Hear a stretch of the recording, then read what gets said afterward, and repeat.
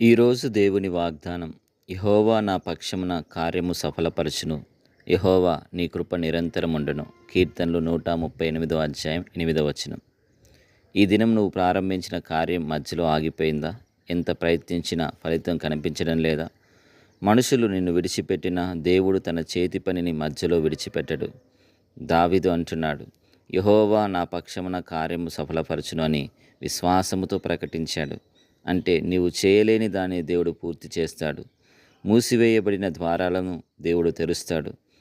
ఆలస్యమైన సమాధానాన్ని సరైన సమయంలో ఆయన అనుగ్రహించగలిగిన దేవుడు. నీ జీవితం అసంపూర్ణంగా కనిపించవచ్చు, కానీ దేవుని కార్యం ఇంకా ముగియలేదు.